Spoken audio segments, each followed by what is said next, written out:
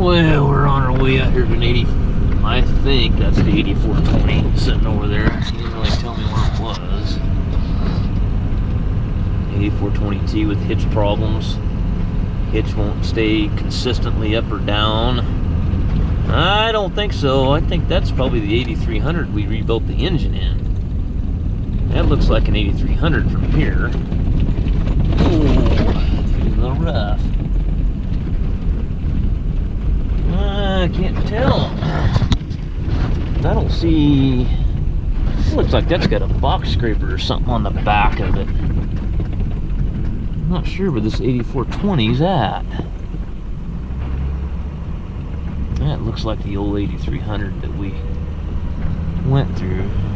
Let's go check it out. I have to call him and ask him where the hell's it at. It's got a drip tape laying machine on the back of it, and that does not look like a drip tape layer to me. That looks like a that looks like a box scraper or something.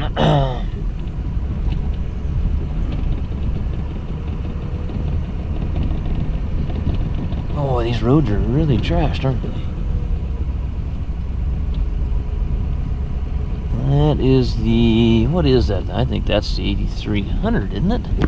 That we just went through the engine on.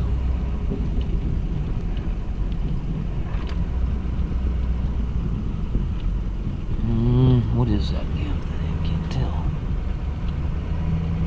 He built a big reservoir here. He's going to pump a bunch of water into this and then irrigate this half of the nursery with this reservoir he built here. I worked a lot out here last year working on this stuff, on that scraper over there and that cat. And okay, so what is this thing? That's the 8300. That's the one with the new motor in it. It's on a box scraper. I'm gonna have to call him, ask him where in the hell this thing's at. Can't see that into the nursery down there because of the fog. I could be driving around here for 2 hours trying to find a damn thing.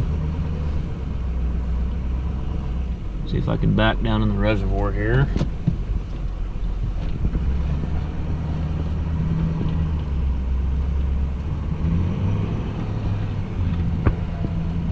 Okay. Drip tape machines. I don't know if you guys have ever seen drip tape machines. These will bury the drip tape in the field. Irrigation drip tape. So they got a damn implement on the back, and that's always what happens. The damn hitch probably needs to be recalibrated, and then we gotta unhook the damn thing to get the hitch calibrated. Let's take a look at our hitch valve. Where's the hitch valve at? Here's our hitch valve right here. And I can tell right now that they've hit that. See that? That spool's bent. I guarantee you that spool's bent. Trying to explain that to the guy on the phone yesterday. I don't know how those guys always hit those. They bent 2 of them last year. Let's get a pair of pliers and take that cartridge valve out of there, a 1-inch end wrench. And almost guarantee you that's what's wrong. Somehow they bend those cartridge valves every year. I've changed them before on this tractor, and I don't understand how they could possibly do that. Are you standing on them? What the fuck are you doing? I guarantee you that cartridge valve is bent.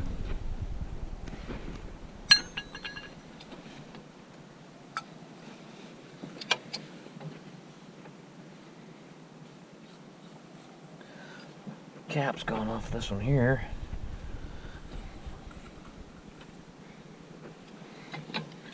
Pretty good indication when the coil won't come off the end of this cartridge valve. But the son of a bitch is bent. Yeah, they fucked it up.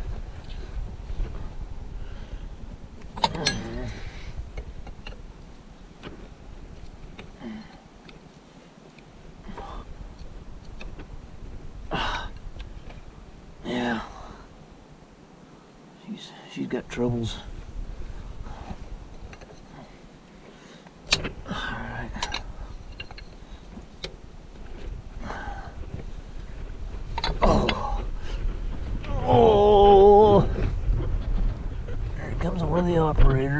we changed the bent cartridge valve because it was bent, and raised the hitch up, and then it wouldn't go back down, wouldn't do anything. So now we're going to go into calibration mode and see if we can make it move. Let's get the auto steer monitor, move fuse to F10. It's there. Let's start the pile of shit. Go to address HCU 20.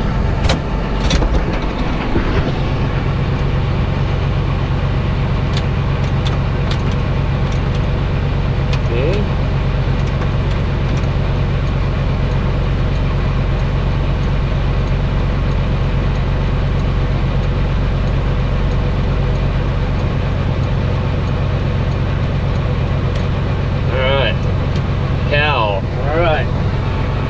Okay, and you're supposed to do this with an implement off.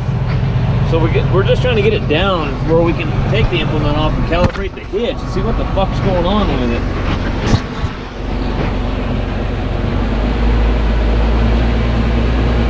RPM supposed to be at 1200. Okay.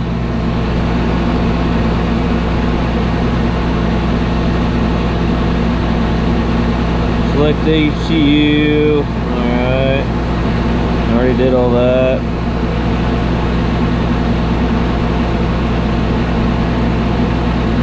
Interactive calibration, form right hand turn. Yeah, I'm already there, man. HCU diagnostic mode. Let's see here.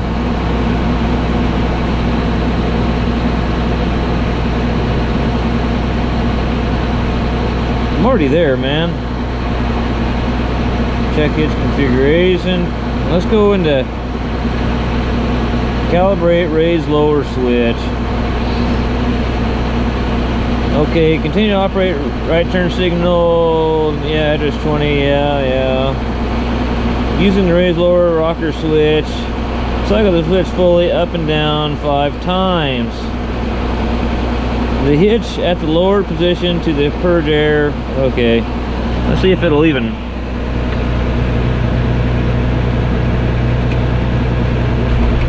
It went up, but it ain't going down.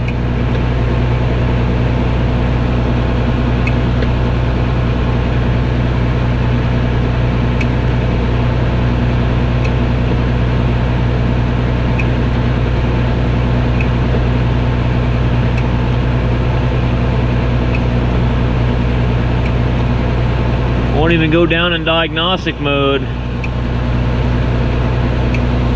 Well, I think I must have, that coil, I had to beat it off of there. The spools are so rusted on this son of a bitch, I couldn't get them off. I think I damaged the coil, is what I'm thinking. Let me exit out of this. I'm gonna go ohm check that coil.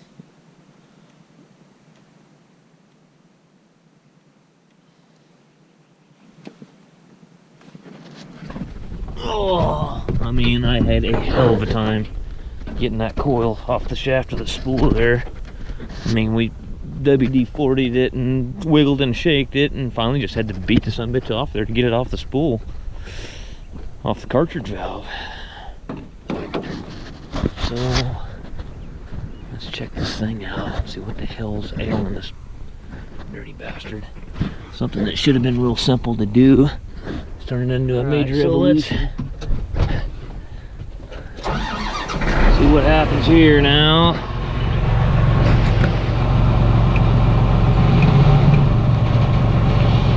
Okay.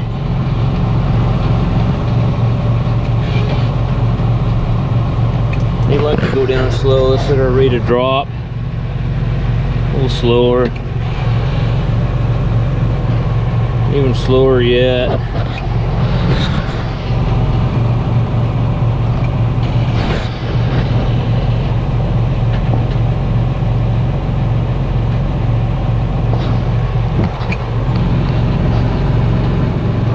Alright, see if we got any leaks. The goddamn needle valve down inside the cartridge wasn't in there right. Looks good. No leaks anyway. We'll check the other hitch cylinder. I ended up not having to calibrate it. I thought, man, it's got to be that needle valve in there, mechanically not in the center of the spool right, and sure as shit it was. It got a little bit sideways. Usually they won't even thread in there. Usually the cartridge valve won't thread in, period, if that's not in right, but this one did. Kind of fooled me.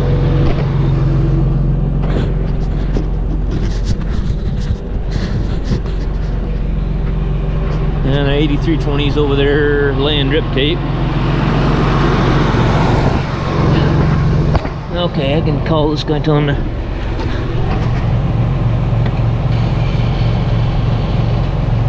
I don't know how fast he wants it. I'll go just a little bit faster.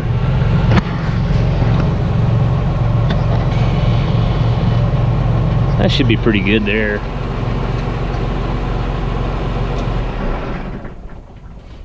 Alright, I think we've got this one under control. They can come. This is the one we put the had the planetaries out of, guys. I thought I noticed he had he's clear down to the metal on that one bogey wheel. I'm gonna call him. See that bogey there? I thought I seen something from the... I told him he should have changed those. Ignoring shit like that will tear your track all the shit. It'll just tear the shit out of your track. Look at the other one behind it. Look at the rubber. They gotta be changed out. This one here ain't too bad. He's gotta change them bogies out. You gotta take care of shit like that. That'll ruin an $8,000 track in a hurry. And they're always neglected because they're the ones on the inside and people don't look at them. They always walk around the outside and look at them.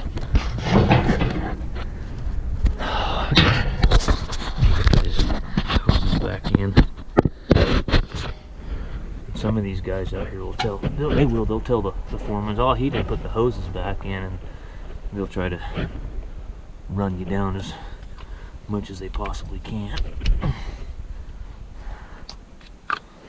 and dick with you. I'm pretty independent minded, so I usually just tell them to kiss my ass. They didn't like it. I've been kicked out of a couple of these big outfits as fields. I'm not really known for putting up with a bunch of bullshit.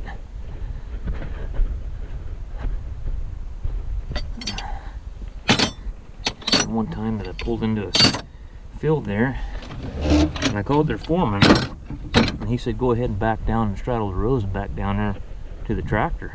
So I did. Back down there to the tractor to work on it about a quarter of a mile through this field, backing into it.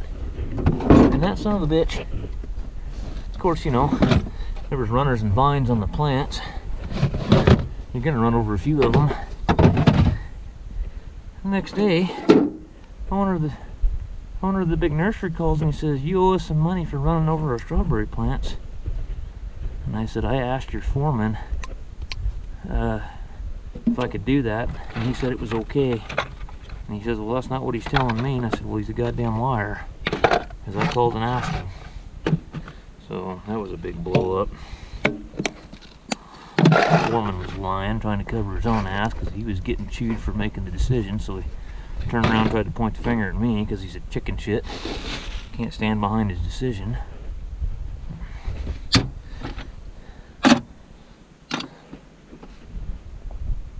I mean, if he'd have told me no, I wouldn't have done it. I mean, pretty simple. Yeah, alright guys, well, we got the 9320 charged up with air, with refrigerant. Got the 8000 series working, the hitch working on it. Sorry I couldn't show more on that. I was just trying to hustle because you had a whole crew of people standing there waiting on me. So I was just hustling, trying to get the hitch to work to where they could get to using that thing. It makes you a little nervous, especially when they're planting. That one's just laying drip tape for irrigation. They lay the drip tape on these. This guy here is kind of more, well, he kind of set the stage for all this stuff. He kind of He came in, this guy's one of the last strawberry nurseries to come into the game, and he made them kind of change everything, because he's an innovative son of a gun. He is not afraid to try different stuff. When I first started working for the strawberry nursery back in like 2000, I mean, those guys were set in their ways, that everything was solid set pipe. You know, they did the same thing every year. You know, they didn't change anything. This guy kept doing different things, trying to make the plants produce more, get more yield. Those hoops, that was his idea. He put those plastic hoops over them. And in the cold spring here, after they planted them, the plants just went, you know, it kind of insulated them from that cold weather. And I mean, they really took off. And it was really impressive watching them pull them hoops off those rows of plants versus the ones that didn't have them. And it was just an unbelievable difference. And now everybody's doing it. And the bad thing about it is it's more plastic and all those little wires that go over and make the hoop. I mean, it's a labor-intensive process. They've come up with some machines now that actually will kind of automate the hoop system. I'd kind of like to show you guys one of those one of these times as it goes through the field. I got a feeling here in the near future, you're probably going to be seeing lettuce, and a lot of lettuce up here.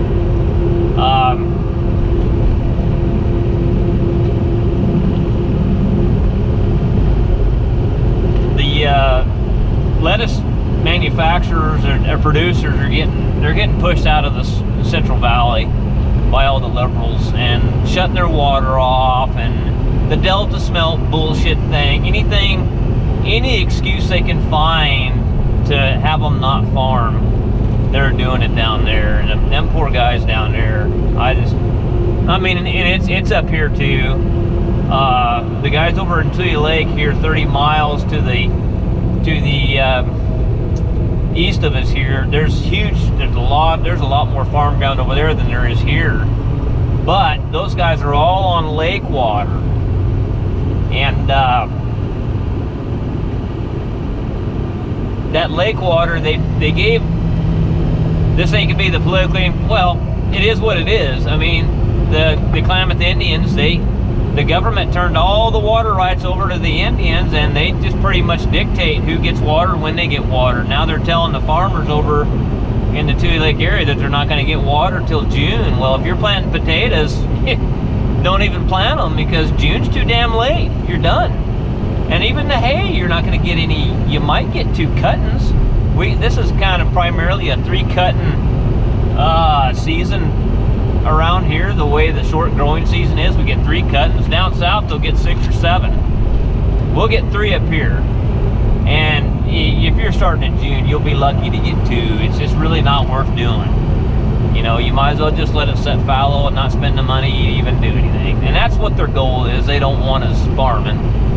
But it is what it is. Ain't nothing a guy can do, I guess. Try to vote these crooked damn politicians out of here to where we can make a living again.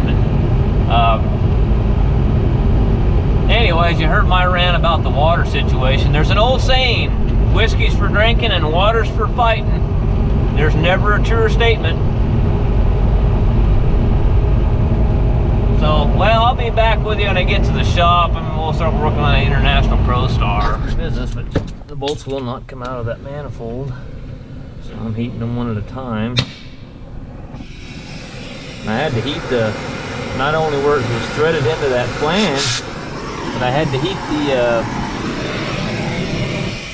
the whole damn thing.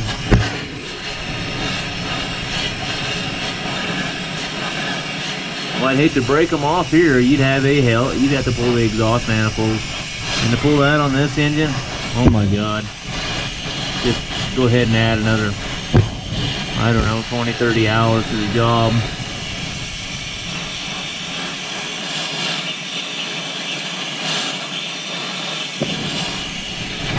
I tried to get them loose and they just would not come loose. Oh, go out. It'll pop. It'll pop.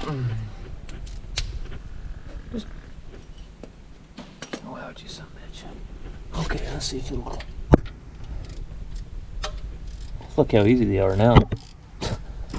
I couldn't even get them to budge, man. I thought, man, I'm gonna break them. I'm gonna break them. 4 bolts out. The one on the back side I cannot get on without removing this water manifold. So, here's what I'm gonna do. I'm gonna get my Sawzall and I'm gonna just saw her off flush with that flange right there. And then this will be all out of my way. And then I think I can get in there and get it off. I do not want to pull all that shit off. I mean, good Lord, that would be... It goes clear around the other side of the block and it hooks to tons of shit over here. And yeah, what a nightmare. No, I don't want to do that. I'm gonna go get my Sawzall and cut that thing off right at the flange. And because I mean, it's so much work just to get to this point. I mean, it's just absolute foolishness not to change both of them. That's what I told those guys. I've got both of them. So right here, you'll see on the top part of the flange here. And then that thing is kind of, well, it kind of comes in at an angle where you can't get on it straight. But if I get this off, I can get a short 6-point socket. And then I can get on there and get it out. Let's try it. Okay, what a pain in the absolute pain in the ass. Oh my gosh. Well, I guess it was easy everybody to be doing it.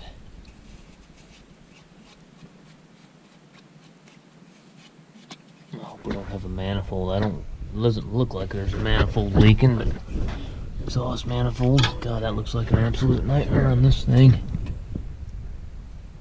Hard to tell. I mean, I know that one was broke. I mean, I don't see anything right off, but when I pulled that other one off, I took penetrating oil and just squirted it in here, and it just ran right out this steel braided looking shit here. So I know it was leaking pretty, and it was all loose. And see how this one is it's tight. There's no, it's pretty rigid. And this other one, it's like a 6-liter. I mean, it's like a 6-liter Power Stroke. Dang it, I'm wrapped up here on my extension cord. Yeah, let me see if you can get my on the hat. And I'll grab it with 2 hands. That's what I'm talking about. I mean, it's just screwed up. It's all loose and sloppy. And all right, let me see here if I can get my light situated. If we can start putting the other ones back in. I don't know if you can see anything there with that camera or not. Yeah. I'll put it right up in there. You can see something there. Okay, and then International looks like they came up with some updated bolts, because these bolts have spacers. They're longer and they have spacers on them. So the first one we'll put in is this wonderful bolt, which is not too much fun. This is probably the worst bolt of the entire operation, is this one here. Stand on your head and work on it, you know.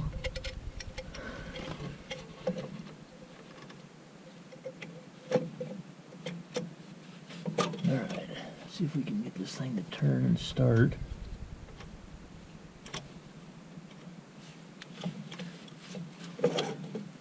Yeah.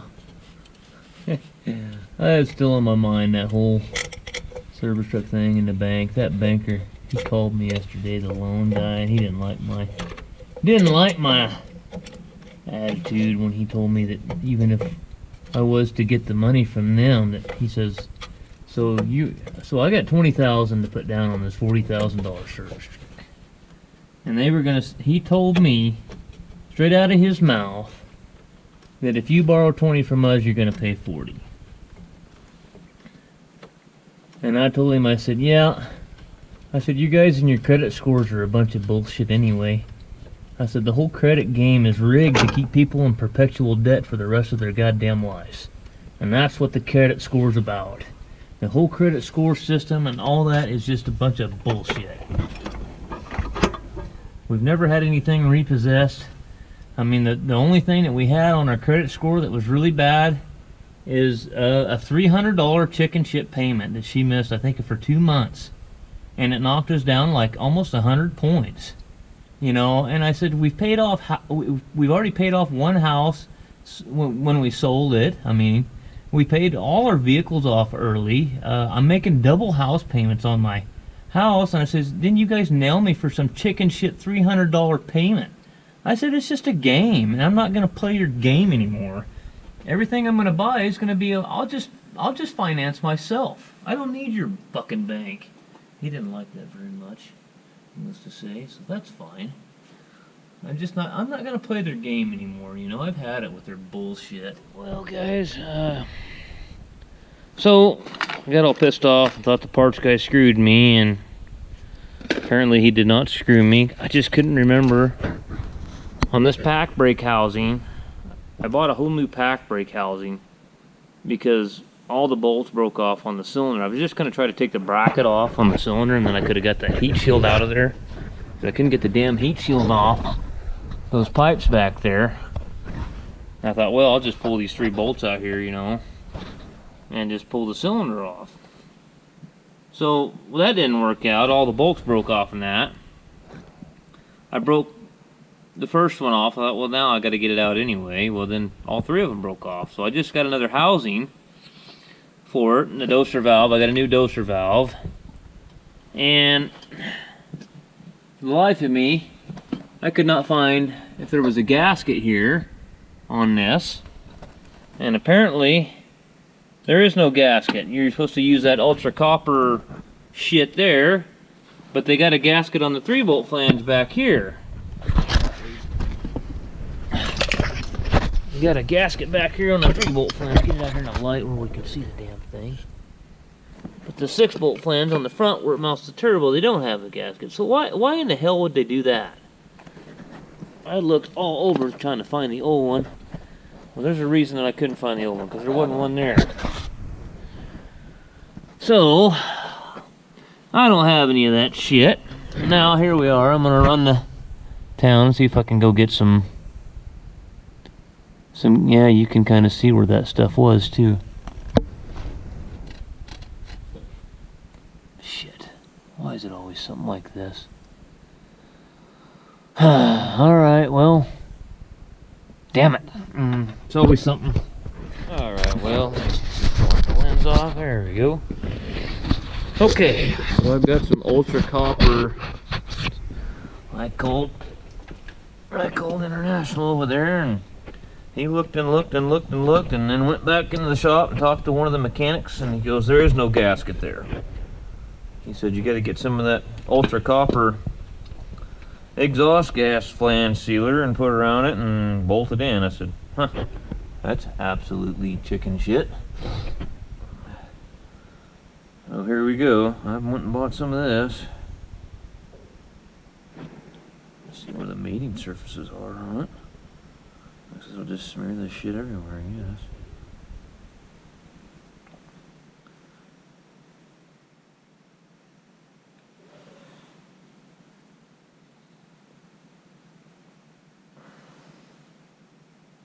Ultra copper. This says it's supposed to be good to 700 degrees. I hope it's good enough. Can't believe they would do this and not make a gasket for this. Just absolutely crazy, man. That's what it is.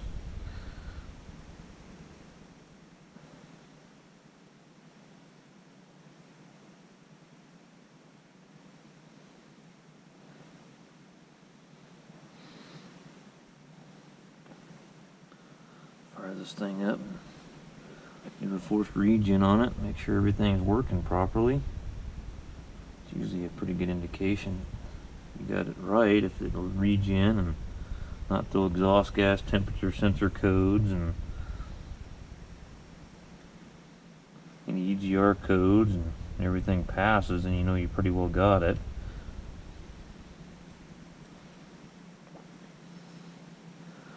Okay, got a bunch of that shit smeared on there. Once I get it in there, I'll have to put the doser valve in it. Okay. I had some bolts here somewhere, kind of half-assed lined out. There they are.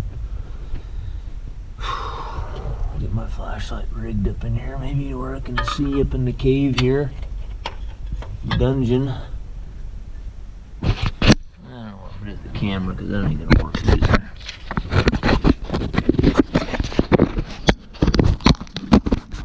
Here, something like that.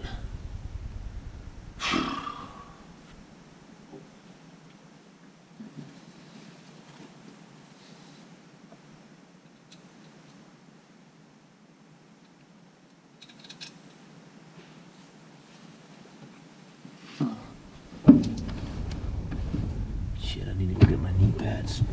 My damn knees here. Get my hat off because I can't get my head up in there with my hat on. Looks like you guys will enjoy looking at the back of my head. Wow, what a piece of shit this thing is. Oh, well, I got the International running. We're gonna run over to I called out on 7430. I guess it's using oil. I'm going code, so I don't know. Go turn. Look at that. Then get back and pour some antifreeze in that International and check it all out, and then go drive it up Mount Hebron and come back and see if it derates again.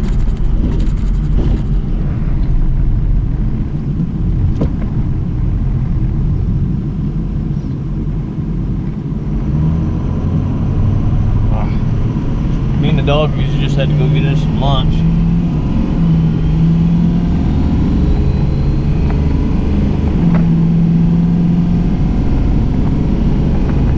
Yep, the warm weather's here for a little while. Definitely springtime. You don't know how to dress. You come into work in the morning, it's,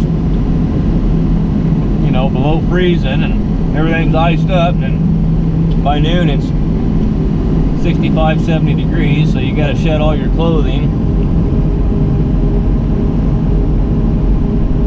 This 7430 we're going to go look at. They got this tractor, it came clear from Canada. They bought it, only had 2,000 hours on it. When they called me and told me that that new tractor they just got is using oil, I said, well, there's probably a reason somebody got rid of it.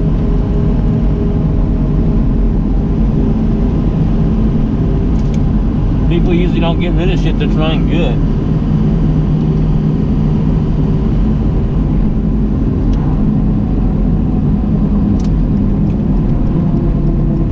Half the time when they're out here planting and stuff, they'll move them tractors in so many places that you have a hell of a time just finding them.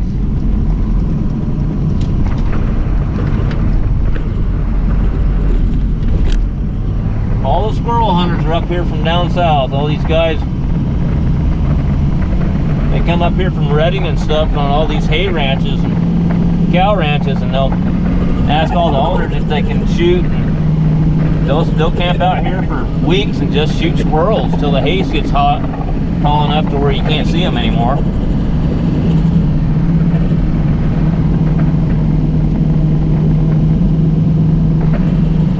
Yeah, the ground squirrel problem in this area ever since I was a kid, it's been a huge problem. I mean, you just can't get rid of them. They will absolutely destroy a hayfield.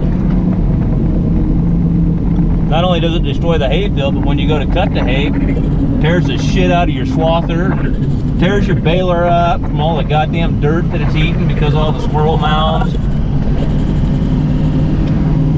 It's hard on everything. The only thing that I've really seen that was pretty successful in getting rid of a lot of them was the strawberry guys, because they come in and they fumigate with anhydrous and methyl bromide, which is steadily becoming outlawed because of all the people saying that it's bad. Well, it ain't good for you, but I don't know, man. I've been around that stuff for years. It's a gas you shoot in the ground through the shanks on the ripper, and then you put a tarp over the top of it. I'll have to show you a fumigated field here if nobody's ever seen one. But the regulations and shit on it are just unbelievable. It's like anything else. They haven't outright outlawed it yet, but what they're going to do is just like anything else. If they don't like what you're doing, and there's enough city people bitching about it, they're just going to make enough regulations to where eventually it's just not worth doing it anymore, and you just quit doing it. When I started in the strawberry business years ago, I think it was about $1,200 an acre to fumigate, and that was 20 years ago. It's up to around $3,000 an acre. It's costing these guys more to fumigate their ground than what they paid for the ground. Probably twice as much than what they paid for the ground. Shit, probably 4 times. I know my uncle, he bought some of that ground over there for $600 an acre when I was a kid that he's farming. And they're charging $3,000 an acre. So, you know, 3.5 times what he paid for the ground just to fumigate it for strawberries. So eventually it gets to where these companies, they just won't even do it anymore. What is this guy here? What the hell's his deal? Huh. Must be a squirrel hunter. Must look like a game warden's rig or something. Had a light bar. Must be a kid. One of them big LED light bars across the front of it.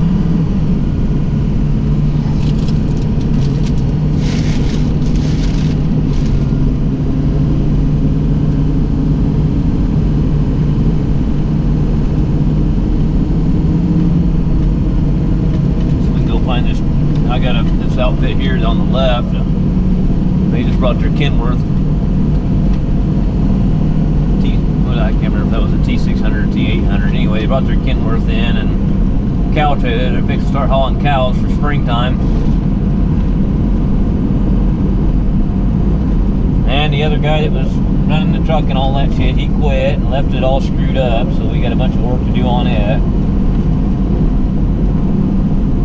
Now the guy that this outfit's got a hay side and a cow side. Well, they don't have anybody that's got a CDL on the cow side now, so the guy that has the CDL on the hay side, he's going to have to pull double duty now.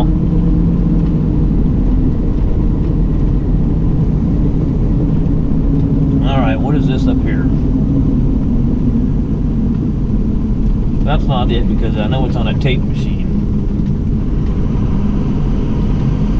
All right. It's on a tunnel machine is what it's on. That was a 6170R sitting there.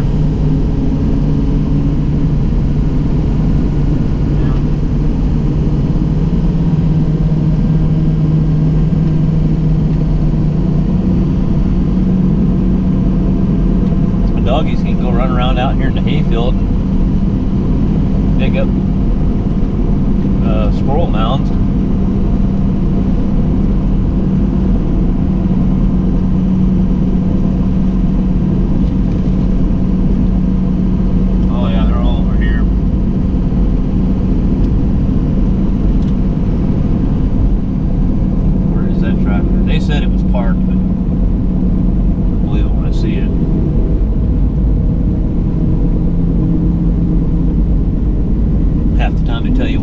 You'll get out there and they decided to run it anyway, and they got somebody in there that don't know shit from Shinola, and some bitch has got low oil pressure and using oil, and he's just running it with a smile on his face. Oh, I didn't know something was wrong with it. Some of these big outfits, they need to do the tag out system like we did in the Navy. When something's fucked up, put a red tag and lock the door. Do not operate.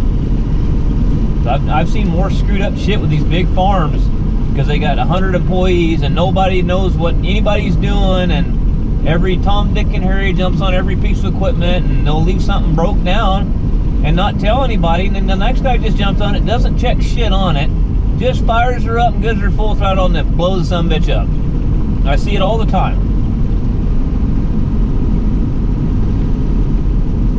Oh man, that garlic is really taking off. Man, that garlic is really going.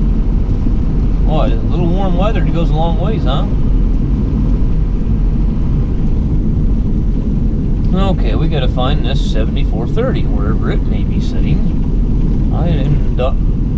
I'm not seeing it.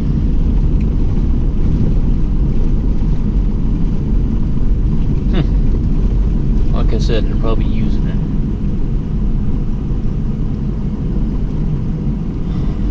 Okay, I'm gonna have to probably call their foreman and find out where this tractor's sitting.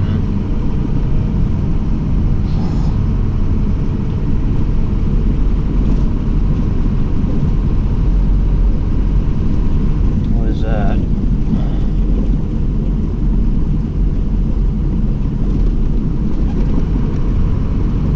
7330.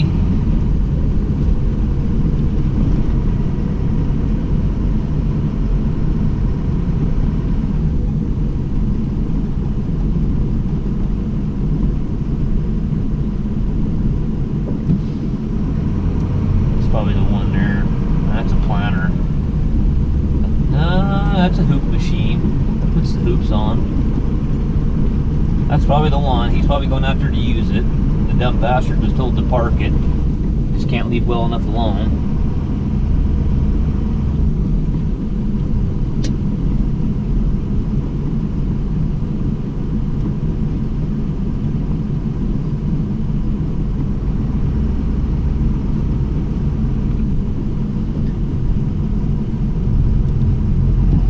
$74.30, number 5. I bet that's it right there. I'm gonna have to kill him, turn around and go back down there where I got room to work on.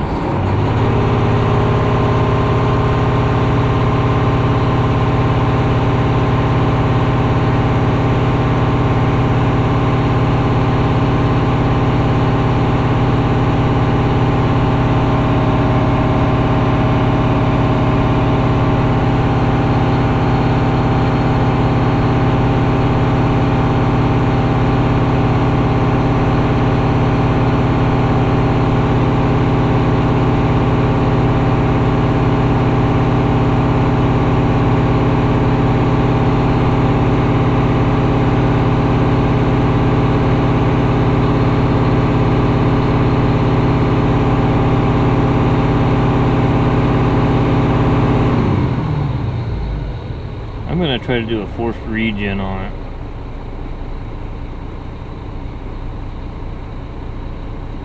Alright, entry conditions, key on engine running, no shit, it's got to be running. Engine coolant temperature above 122, which it is, 170. Accelerator pedal, brake switch release, parking brake set, vehicle stationary. All those things that would common sense would tell you that you would have to do, has to be done. Oh, look at there, it shows you a little diagram. That's nice. Diesel oxidation catalyst inlet temperature. There's our diesel outlet temperature. There's a DPF. Okay. Then we'll look at the differential pressure across our EGR and see if it's dicked up or not.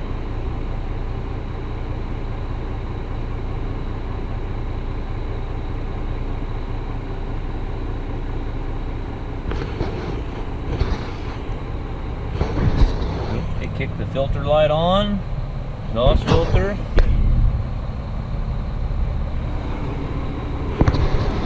First time I've ever done one of these on one of these Maxxforces. It's slowly ramping it up. Cummins, it goes right up, you know, to wherever RPM it's going to do it at.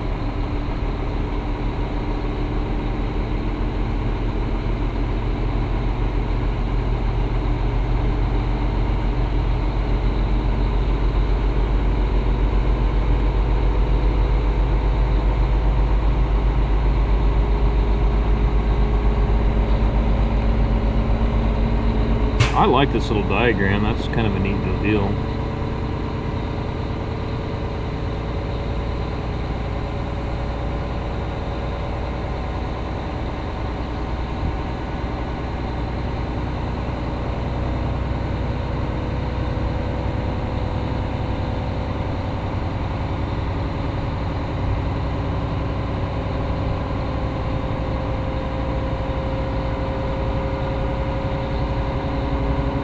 Engine speed, DPS set at regeneration not needed. Engine oil pressure, engine fuel rate, engine fuel rail pressure, 26,000 psi.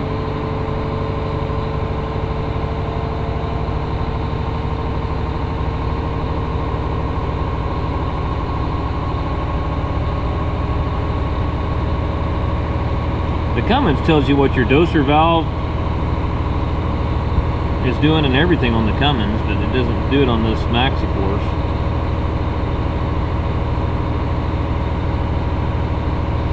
Boy, the exhaust coming out of these newer engines, that with that particulate filter and that oxidation cap, just fucking stinks to high heaven. Good grief, it stinks. That's why you don't want to do these with the in the shop with the doors. I mean, even with the doors open, it'll gas you out of there.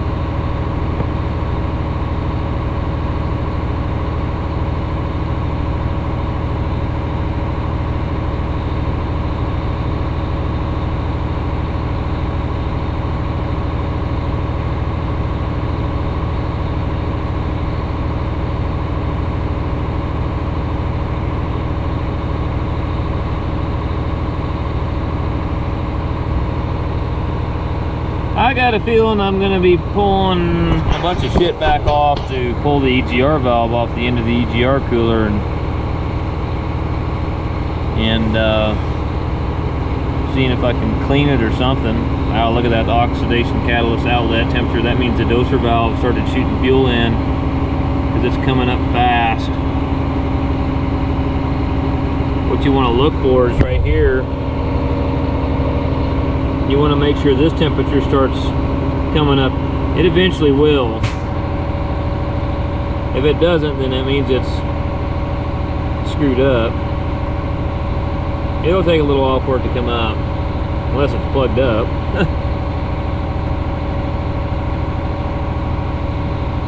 It's starting to come up a little bit. It takes a lot of time for that heat to transfer through all them honeycombs and all that shit in that filter.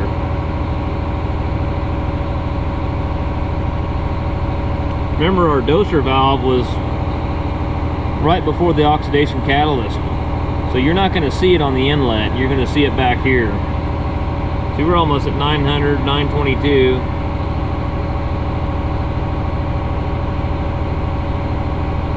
We're going to have some smoke boiling off of it because of all the oil and all that kind of stuff that we put on there.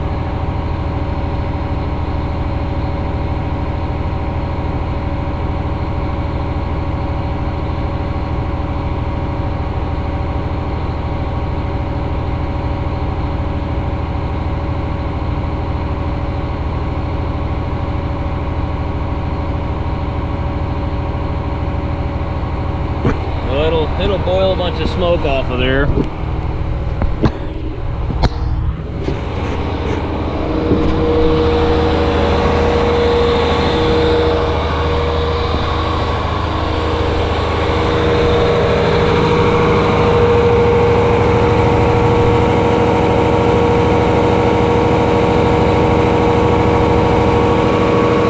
All the clamps that I spray penetrating oil on, they're going to get hot and bake all that stuff off.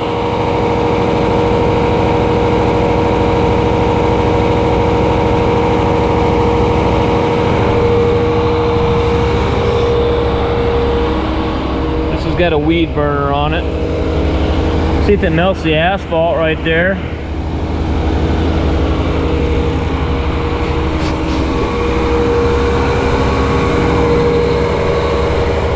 Good thing is I don't have any exhaust leaks or coolant leaks.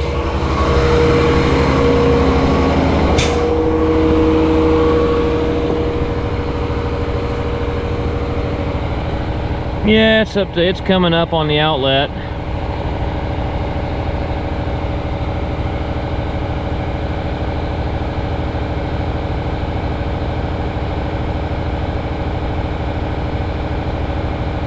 You can tell the doser valve stopped shooting fuel because the temperature is coming back down on it, but it'll shoot fuel in there again.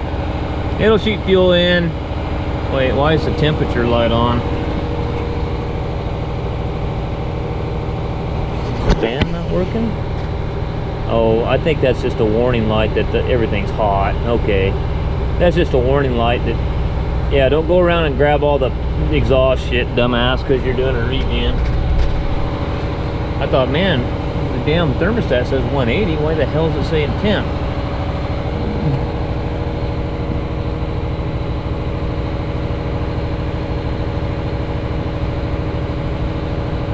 I've actually got one of them EGR valves on a Cummins on an ISX. I got it to unstick doing a regen. I got enough heat in there that the valve started cycling again.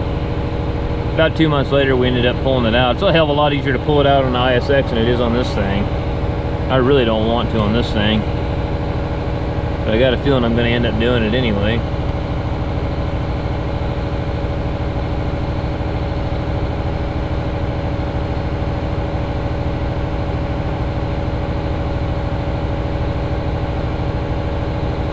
Well, guys, I'll be back in a minute. We'll probably go drive this thing, see what it's going to do. I'll see if I can get the code to clear after the regen completes, and then I'll go drive it and see if the check engine light comes back on. And then, based on where that EGR valve is, I'm not going to put the fairings and all that fender back on it. So, what the hell's that?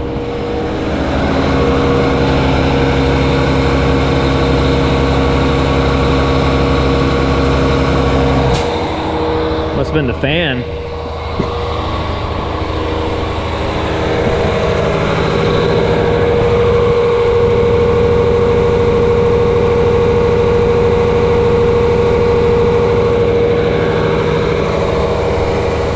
Yeah, that EGR valve.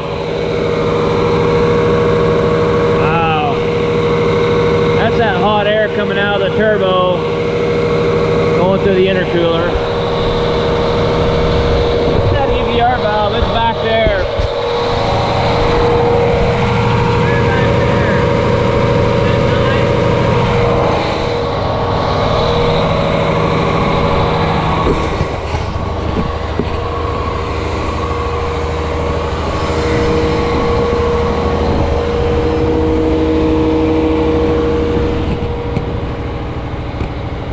It looks like it's going to successfully regen, so that's a good thing. Well, guys, so far it looks like my EGR valve is working. EGR valve control is at 52%. It varies a little bit. EGR valve position, they're matching up. Let's give her some throttle.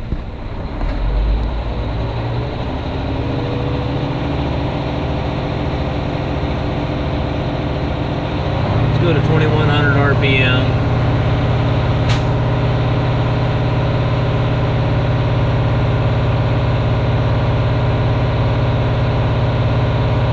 It's not stuck.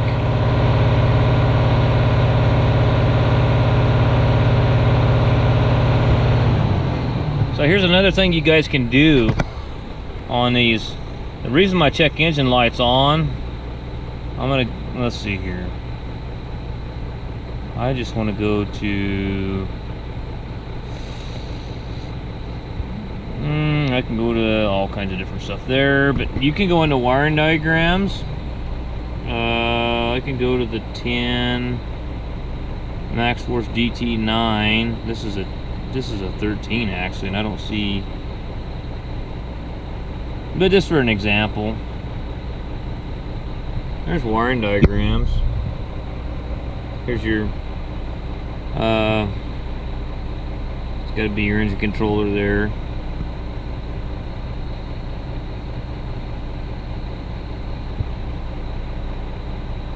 Communication for some reason. I don't know, lost communication. But anyway, there's no engine codes in it now. It's just it says something with the gauge cluster in here on the instrument cluster. So we'll go into the engine controller right now. What's that sumbitch keep beeping on me? See if I got any engine controller codes, which I'm pretty sure I don't. The only codes I had was the something with said gauge cluster, high voltage. See, there's no codes in here for the engine.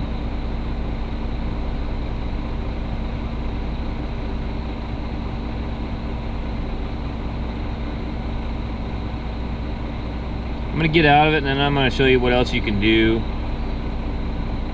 You can go in here, go to the system scan. It takes a little bit to do this, but ah shit, battery's low in the fucking camera now. Got my lug nuts a little better. I just tightened with a 1/2-inch gun to make sure my hub's topped off too before I go test drive it.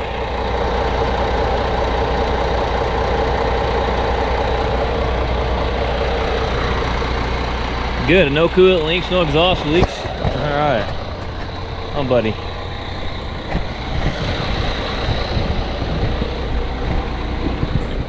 Alright, so. Okay. It'll do a system scan. That's what I was trying to show you before the battery on the camera died.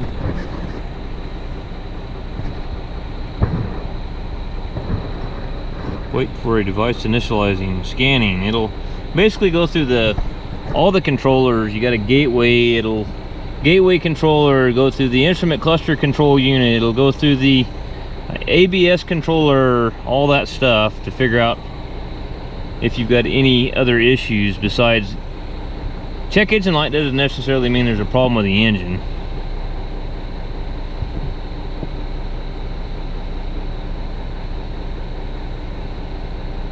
Sounds good.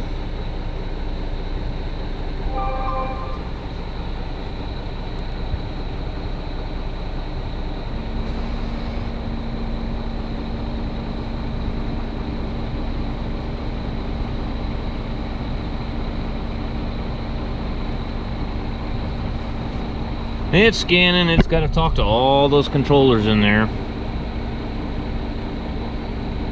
Okay. See diesel injection, see how it says it's green? There's no codes in there. Automatic transmission, air conditioner, it has no diagnostics for those. That's why it's got a red X. When you get a yellow caution light like that, or if you had a red caution light, that would mean the code was active. So let's go into the instrument panel. ECU was recognized, one or more errors detected. Okay. So you can go down to the caution sign here. It's got a bunch of codes in the history of it. See all the yellow ones? Look at all the codes that have been in it. DT description if not available. For more information, carry out a diagnosis. You can actually double click on that. There's no engine codes in it, so I'm probably gonna go drive it, make sure it's got plenty of power. It's hard to tell. It's just with a truck or a tractor or anything like that. You know, with a car you can get out on the road and romp on it and see, but most trucks, I mean, sometimes you can't tell what you've got going on. Why? Oh, okay, I'm in the wrong. I need to go, I'm screwed up. I gotta go back into the other gateway. I gotta go on the gateway controllers, what I gotta do. Actually, no, let's see here. Let's go into the instrument panel.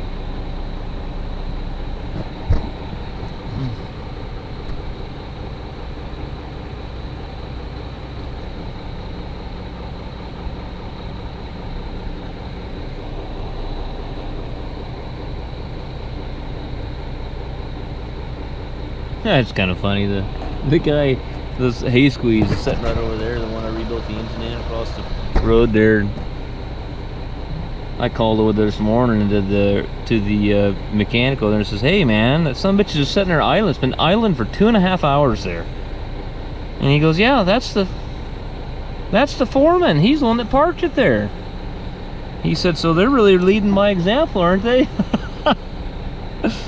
Okay, ambient air temperature, voltage above normal or shorted to high source. Okay.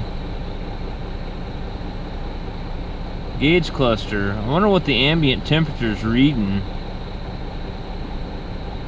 It doesn't tell you. Oh, ambient air temperature. It says it is 3,216 degrees right now. So yeah, I would say there's something wrong there. High resolution trip distance, high resolution total vehicle distance. So what's this thing got on it? 623,726 miles. So I don't know if that ambient air temperature could be causing us some issues. Wonder if we got an ambient air temperature sensor that might be foobarred. Where is it? Most of the time they're on the mirrors.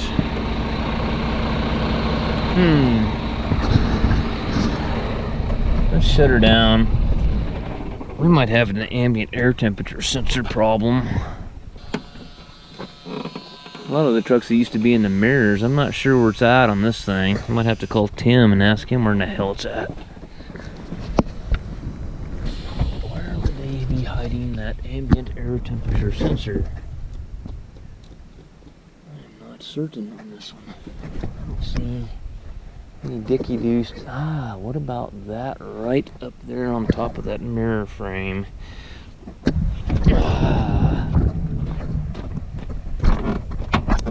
What is that up there? What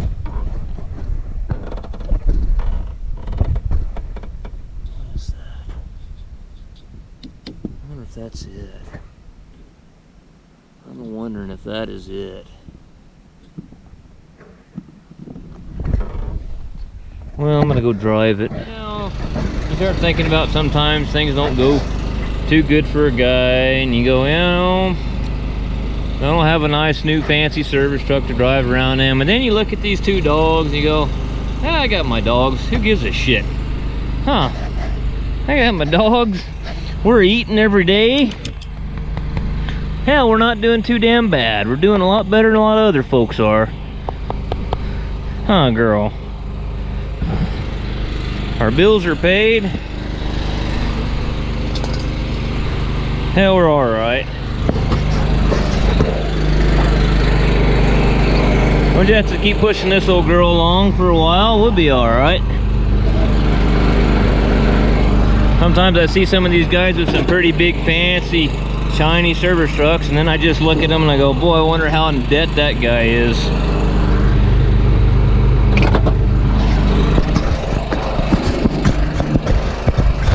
Daisy, I'm gonna throw you in the cab. We'll go for a ride here in a little bit, sweetheart. She don't like noisy impact wrenches and stuff too much.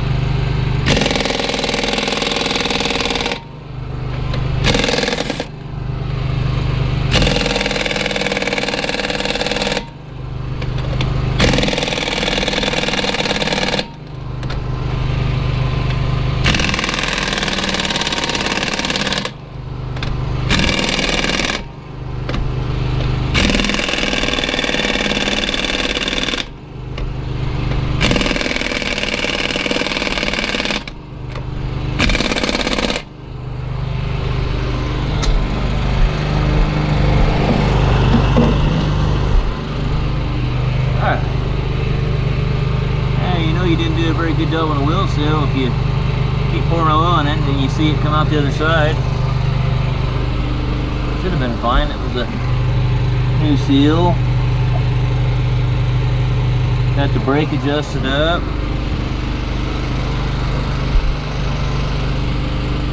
Alright, I gotta put the little phony little, you don't want to know what we call them around here. It's not politically correct. Little caps that go over the studs. It's not politically correct, so I won't say it. I'll be banned from YouTube.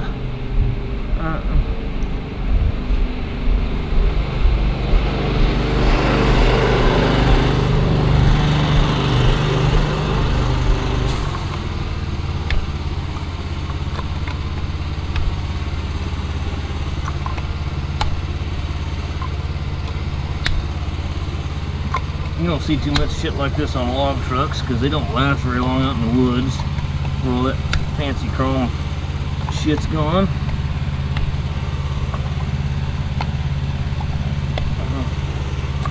Huh. Missing one. I'll wander around, see if I can find that.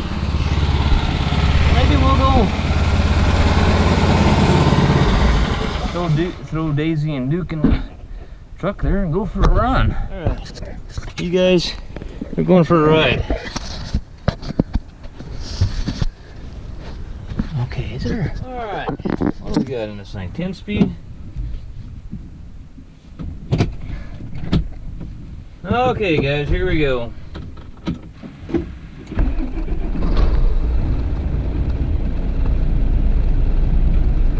Clutch is adjusted good.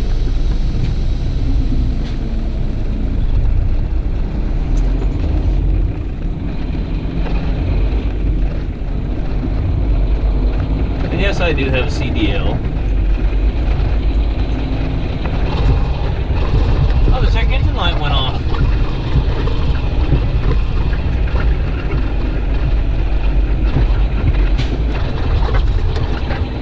Kind of curious to see what. See that ambient air temperature sensor.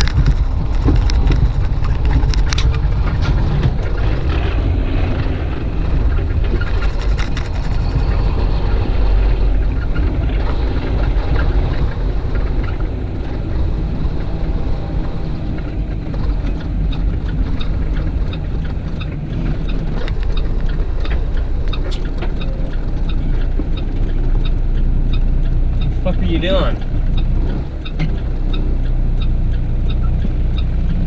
Get your head out of your ass, you dumb cocksucker. Get going.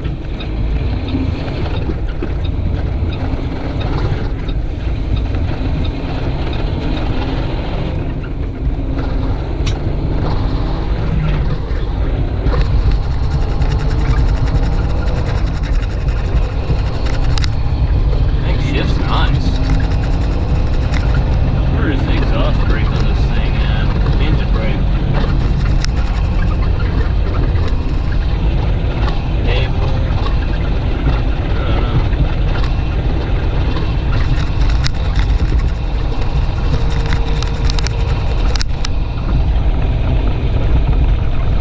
Put enable on, maybe that turns the engine brake on.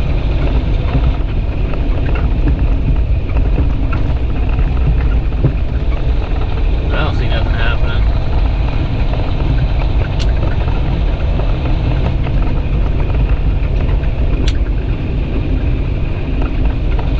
Huh, I don't know.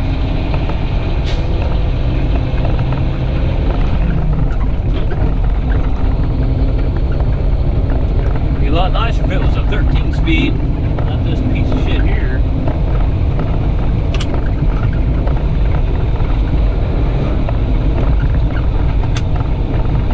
TC, what the hell's that?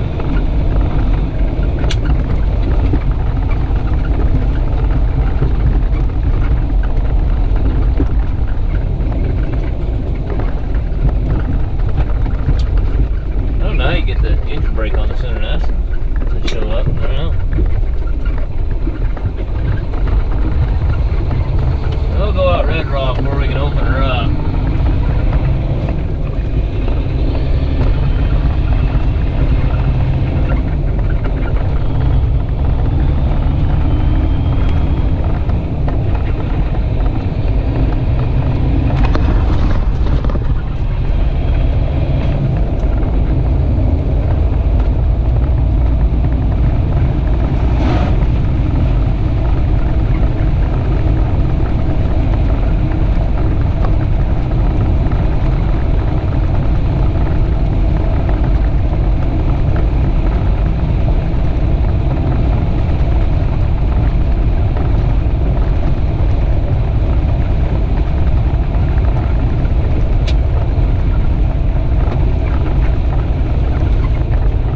They got some kind of programmable shifting in it set up, because you can't really rod on it like you can most trucks. Must have some kind of programmable shifting programmed into it. Yeah, it's limited out to 65 miles an hour is all it'll do. What a piece of shit. I can remove that if they want me to, but they probably don't want me to.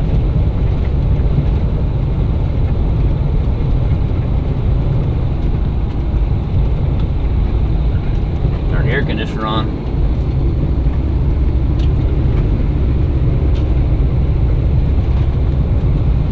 I used to work in truck shops, and then I used to drive hay truck for my uncle too. I used to haul a lot of hay down south.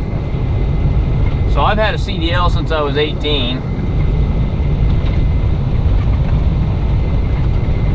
When I got 18, I started driving truck. I could haul interstate, but I couldn't haul interstate until I got 21.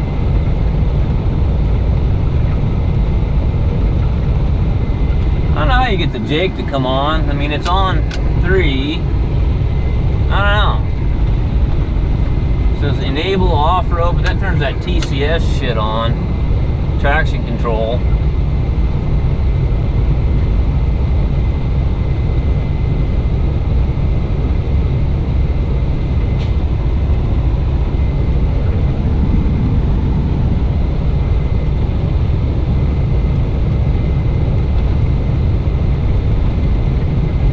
So far, so good.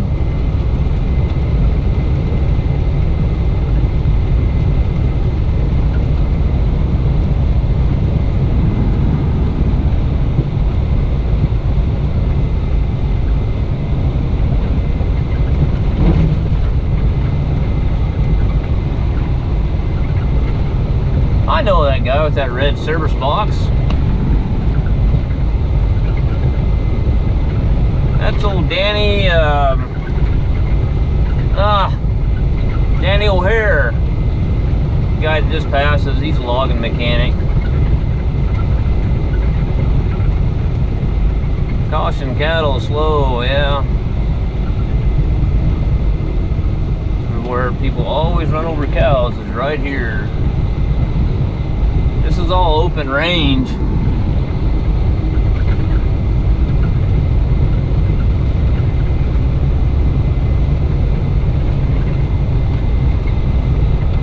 I thought I had a problem with the truck, but now I see it's got a speed limiter on it. Now with the Texas unit, you can remove the speed limiter too.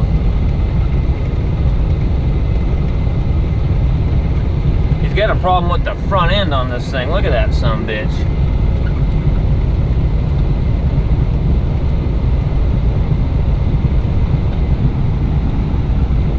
That was what you call right there, the guy, and that's a government guy. He's a bird watcher. That's what your tax scholars do. There's some university out here that's all federally funded, and all they do is these college kids come out here, drive around out here, and watch birds all day long. I guess maybe they're studying the biology of the birds. Whatever.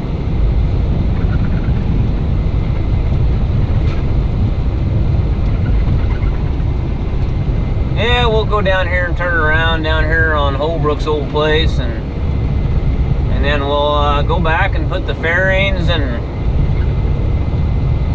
this fender, that this right side of the hood latch is supposed to be supported by that, and I don't have that on there because I thought if I got a bad exhaust leak or something, or a water leak, I'd like to be able to see it. I hate sending a guy down the road in a truck and then he gets 200 miles away, and because you know as well as I do, a lot of these drivers, they don't check anything. This guy here that drives though, he's pretty damn good. I like him.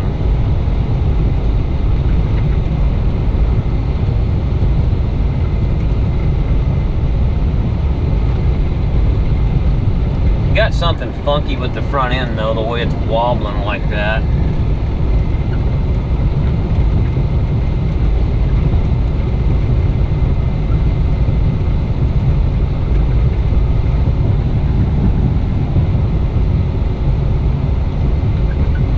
This damn truck run.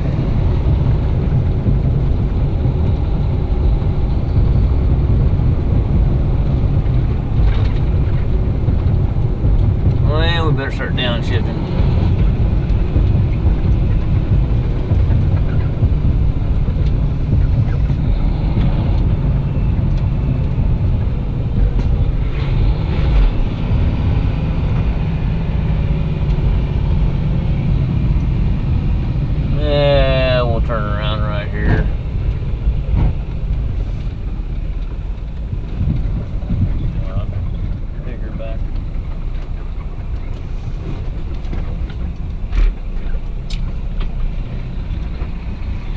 This is what we call a flatland transmission, 10-speed. It's okay if you got a truck that's got some power, but if you got a truck there that's like this and ain't got no power, they ain't worth a shit up here. Flatlander truck.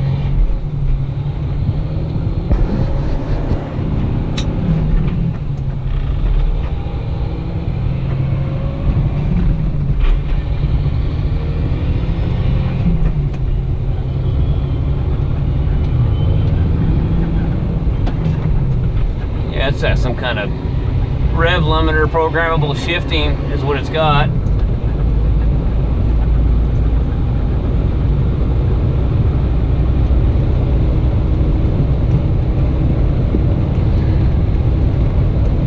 Get back, check my hub level and all that. We'll make sure we don't have any leaks. And then over there, that white peak over there, that's kind of towards the northwest. That's Mount McLaughlin. Then you got another white peak, which you can't see from here. It's a little bit closer to us. That's Mount Shasta. We're kind of right in between the two of them.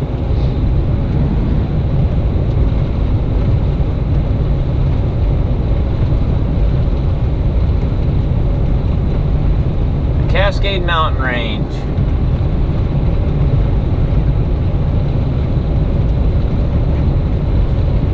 Well, good. I can get this thing built out, I'm pretty sure. But I think I need to tell them that we're going to have to do something. We're going to have to trace down this ambient air temperature sensor problem. If it becomes active again. It's kind of weird how it just went away as soon as we took off.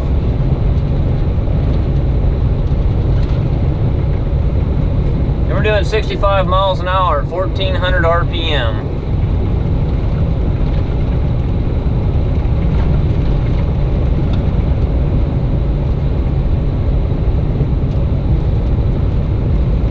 I can't believe how much work it was just to change those two exhaust pipes on this thing. What a pain in the ass.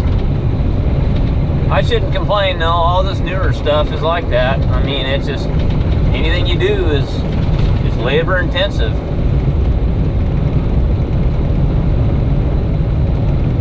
And the front wheel shakes on this thing bad.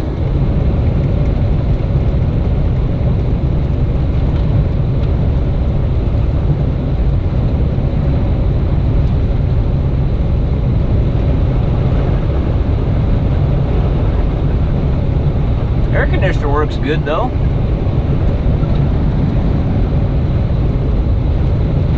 Look at that old Alice Chalmers HD19. That's an HD21. I remember that.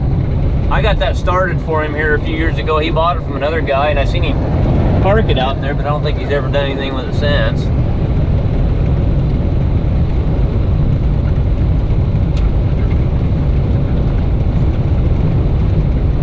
Run over the UPS guy. There's another prick that don't like to wave.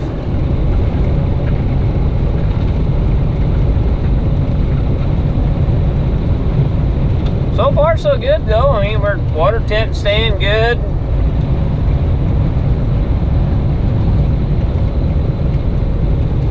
Low coolant level. Huh. Some bitch. Back out of it a little bit. We got a leak or what do we got going on there? See, it went away. We're gonna have to put some more water in it. I'll make sure we don't have a leak. Low coolant level. Flashing again, then it goes off.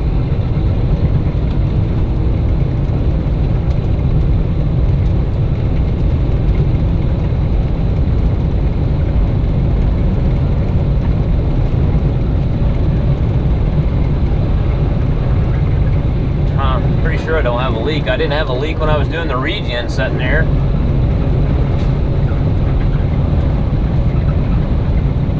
Remember I was talking about how good this thing runs? And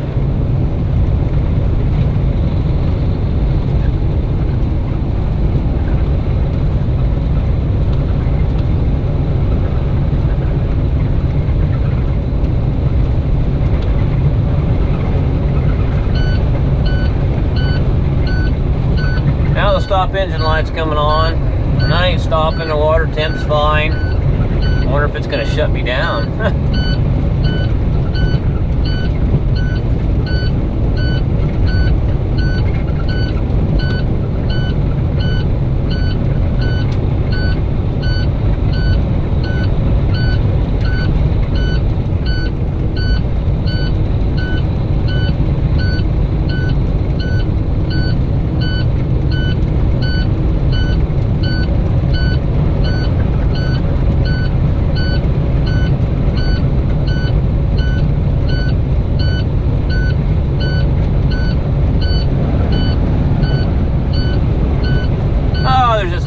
much electronics. You know, they got to do the stop engine thing because you got people in the world that don't know what a temperature gauge is or an oil pressure gauge is, you know. So they have to put all that shit on this new stuff now.